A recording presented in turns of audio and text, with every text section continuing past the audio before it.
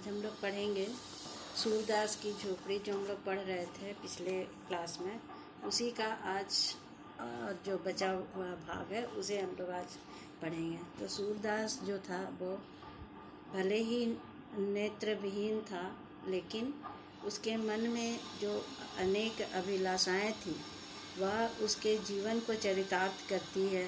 क्योंकि जो एक व्यक्ति जीवित रहते हुए या आँखों के रहते नहीं देख सकता, वह अपनी दूरदृष्टि से उसे देखता था। क्योंकि सभी चाहते हैं कि हम अपने पूर्वजों को पैतृक स्थान पर, जैसे कि जब पूर्वज का देहांत होता है तो उसे गया श्राद्ध बैठा देने से उनकी आत्मा की तृप्ति होती है, शांति मिलता है, उनकी आत्मा को शांति मिलता है।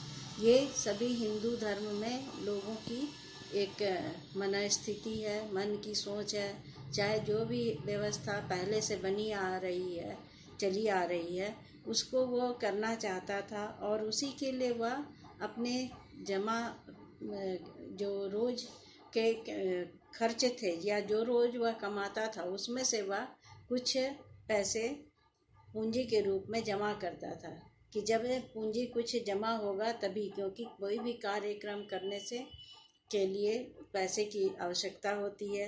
इसलिए जब उसके झोपड़ी जल जाती है तो भी वह उस पैसे को खोजने के लिए प्रयास पूरी तरह से करता है।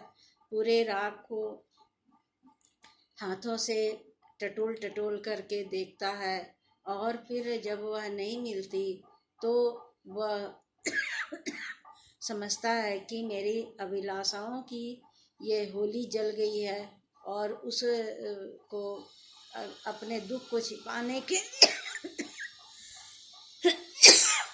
अपने दुख को छिपाने के लिए वह अजीब सा माहौल बना देता है। राख को उछालने लगता है मुट्ठी मुट्ठी, और उस राख में अपने आप को खुश करता है जला करके, उजाड़ करके।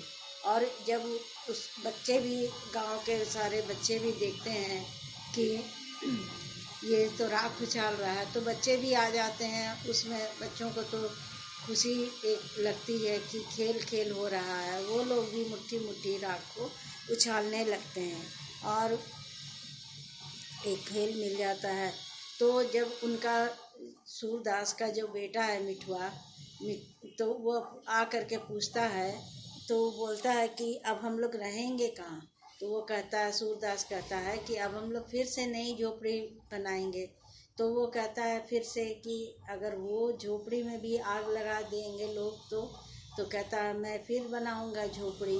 फिर कहता है कोई 100 बार आग लगा दे तो वो कहता है 100 बार बनाऊंगा। कोई कहता है, फिर वो कहता है कि अगर 1,00,000 बार 1,000 बार कर आग लगा दे तो कहता है 1,000 बार झोपड़ी बनाऊंगा।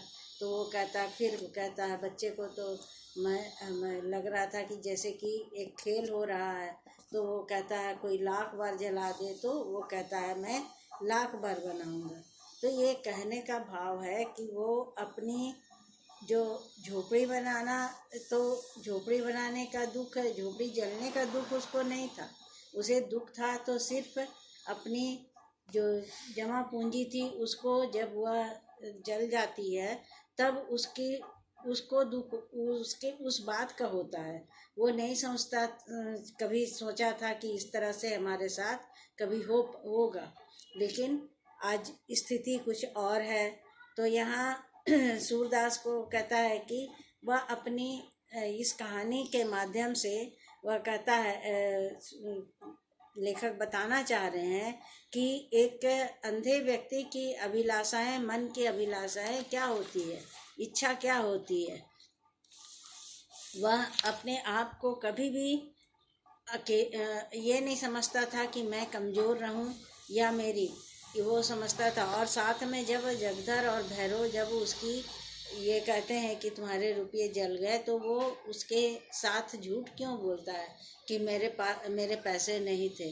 वो इसलिए झूठ बोलता है क्योंकि वह अपनी इज्जत अपने मान में रहना चाहता था। वो इज्जत से किसी की भी इज्जत होती है तो वो अपनी इज्जत को बचाना चाहता है हर समय।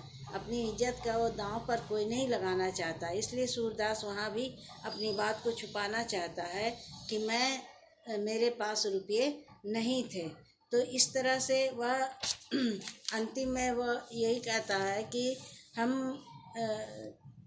हमारा जो ये पोटली जो जल गई उसका दुख नहीं था। सूरदास को झोपड़ी जलने का दुख नहीं था, वो पोटली जलने का दुख उसके मन में क्योंकि वह उम्र भर की कमाई थी। वह अपने जितना भी काम करता था और अब उसकी स्थिति वैसी नहीं थी कि वह उतने पैसे को जमा कर सकता। जिसे इसमें लिखा ना, इस छोटी सी पोटली में उसके पितरों का और उसके नाम लेवा का उद्धार संचित था। यही उसके लोक और परलोक, उसकी दीन दुनिया का आशा दीपक थी।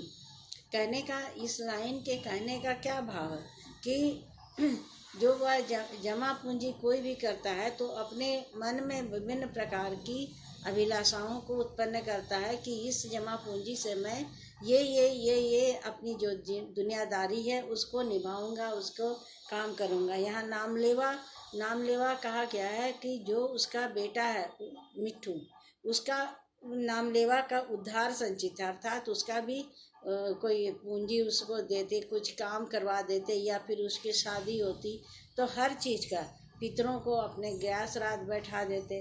तो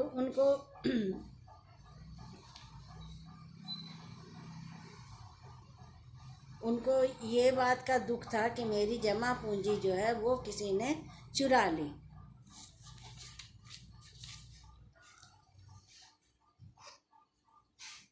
अब यहाँ कहता है कि जैसे वो कहता है कि पूरे 500 रुपये थे, कुछ पैसे ऊपर हो गए थे, क्या इसी दिन के लिए पैसे बटोर रहा था? खा लिया होता तो कुछ तस्कीन होती। कहने का भाव है कि यदि वो पैसे से कुछ अपने मन की मुराद, जैसे आदमी इच्छाओं को दाब करके भी अपनी इच्छा को दाबता है कि इच्छा करती है कि कुछ भी खा लें, ये खा ले वो खा ले, तो उसमें तो पैसे ज़्यादा लगते ही है। अगर जो साधारण खाना है उससे अगर हट के हम भोजन तरह तरह के भोजन खाते हैं तो वो इसमें भी कहता है कि यदि मैं कुछ अलग अलग व्यंजन भी खा लेता तो मन में एक तसल्ली रहती। तस्कीन का मतलब है कि एक तसल्ली होती कि मैंने उस पैसे का उपभोग किया। लेकिन आज जो पैसे उसके चुरा लिए गए थे तो वो कहता है कि मैं क्या इसी दिन के लिए पैसे जमा करके रखा था, क्योंकि उसको ये अंदेशा कभी नहीं था।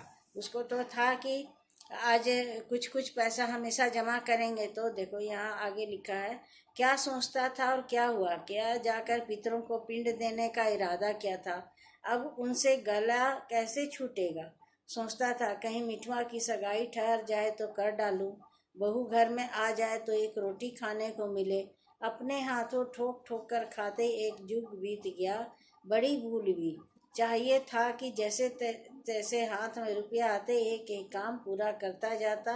बहुत भाव फैलाने का यही फल है। कहने का भाव है कि अगर आदमी एक बार में सोचता है कि हम बहुत सारे काम कर लेंगे तो यह संभव नहीं होता है। इसीलिए वो कह रहा है कि मैं थोड़े थोड़े पैसे, एक बार इकट्ठा पैसा कर लिया इतना, तो बहुत सारे काम को एक ही बार में निपटाने का सोचा था। लेकिन जब अगर एक एक काम थोड़े थोड़े पैसे जमा करता और एक काम कर लेता, वो कहते हैं गला कैसे छूटेगा। अपने पितरों का जब हम श्राद्ध नहीं बैठाएंगे, अर्थात उनके पितर उनके सर के ऊपर हैं कि हमारा वो श्राद्ध कर्म नहीं हुआ। जैसे हम जानते हैं कि आत्मा भटकती रहती है, अगर अच्छे से मृत शरीर की आत्मा को अलग शांति नहीं दिया जाता है, अच्छे से क्रियाकर्म नहीं होता है, तो लोग कहते हैं कि उनकी आत्मा भटकती है। वही लोग जो कहते हैं कि फिर भूत प्रेत बन जाते हैं, कोई कुछ हो जाता है, कोई कहीं भटकता रहता है, कोई किसी को फिर दबोचता है, पकड़ता है। तो यहाँ पर भी वह कहता है कि मेरा तो गला अब उनसे कैसे छूटेगा। मैं जब तक पिंड दान नहीं करूँगा उनका, तब तक मेरा गला नहीं छूट पाएगा। और फिर मैं कहीं मिट्ठू की सगाई हो जाती तो मैं उसका भी हाथ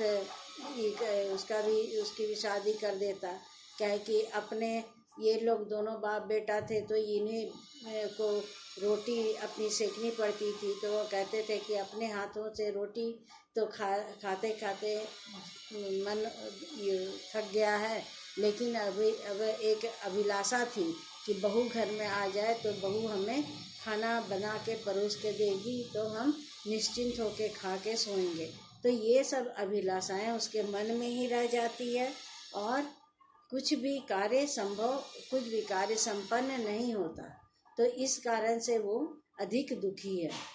इस कहानी में ये पता चलता है कि सूरदास जो था वह बहुत सारी इच्छाओं को अपने जो सामाजिक जो कर्तव्य होते हैं, जो अपने संसार में जीने का एक कर्तव्य होता है, उसको वो चाहता था कि हमारा जो कर्तव्य है वो पूरा हम अपने जीते जी पूरा करके जाएं। भले ही वो नेत्रहीन था, लेकिन सारे कर्मों को वह कर डालना चाहता था कि अपने जो कार्य है उसको किसी के ऊपर नहीं छोड़ना चाहता था। कोई तो उसके परिवार में था नहीं, सिर्फ उसका एक बेटा मिट्ठू छोड़ करके, लेकिन वह भी अपने पुत्र के सर के ऊपर नहीं छोड़ना चाहता था। अपने जीते जी वह हर कार्य को संपन्न करना चाहता था। तो आज ये कहानी समाप्त हो गई और तुम लोग इसको अच्छे से पूरे से कहानी को पढ़ना, पूरा समझ में आ जाएगा। बहुत अच्छी कहानी है।